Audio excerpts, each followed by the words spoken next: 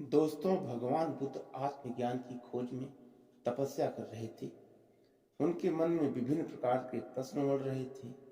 उन प्रश्नों के उत्तर उन्हें चाहिए थे। उन्होंने इसके लिए कठोर तपस्या की और कई स्थानों पर भ्रमण भी किया, लेकिन अनेक प्रयासों के बाद भी उन्हें सफलता नहीं मिली। उन्हें जंगल में तपस्या करते करते कई साल बीत गए, लेकिन जब उन्हें ना तो कोई ज्ञान प्राप्त हुआ और ना ही कोई सिद्धि, तो वे अपने आप से बड़े निराश हुए। वे सोचने लगे कि धन, माया, मोह और संसार की समस्त वस्तुओं का मैंने त्याग कर दिया, फिर भी मुझे आत्मज्ञान की प्राप्ति नहीं हुई। उनकी समझ में कुछ भी नहीं आ रहा था कि अब क्या करूं, क्या ना करूं।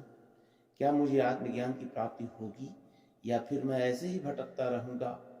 अब मुझे आगे क्या करना चाहिए, इसी प्रकार के अनेक प्रश्न बुद्ध के मन में अब उठने शुरू हो गए थे। एक दिन की बात है, बुद्ध अपनी प्यास बुझाने के लिए एक सरोवर के पास गए और पानी पीकर वे बड़े ही उदास मन से उसी सरोवर के किनारे एक पेड़ के नीचे बैठे थे।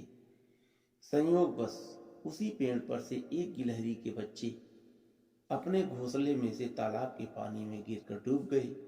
गिलहरी अपने बच्चों के लिए बेचैन होकर तालाब के किनारे कुछ समय इधर उधर घूमी। फिर बुद्ध देखते हैं कि गिलहरी तालाब के पानी में जाती, अपना शरीर गीला करती और बाहर आकर उस पानी को झाड़ देती। बुद्ध ने गिलहरी को देखकर सोचा, यह गिलहरी कितनी मूर्ख है। ऐसा करने से क्या ये तालाब के पानी को खाली कर लेगी? पर वो गिलहरी बेसुध होकर लगातार ऐसा 3 दिन करती रही और आखिर में वह तालाब में डूब कर मर गई। पर उसने जीते जी हार नहीं मानी। बुद्ध गिलहरी के इस हौसले को देखकर बहुत प्रभावित हुए और मन ही मन सोचने लगी कि जब इतने छोटे से जानवर ने मरते दम तक हार नहीं मानी, तो भला मैं तो एक इंसान हूँ, मैं कैसे हार मान सकता हूँ। इस घटना के बाद अब बुद्ध की सोच बिल्कुल बदल गई और अब वे दोबारा सच्चे मन से तपस्या करने लगी, जिसके बाद उनको ज्ञान भी प्राप्त हुआ और सिद्धि भी मिली। दोस्तों, इस कहानी से एक सीख तो मिलती ही है कि जीवन में चाहे कितनी भी विपत्तियां क्यों ना आ जाएं, पर आप अपना धैर्य बनाए रखिए और लगे रहिए।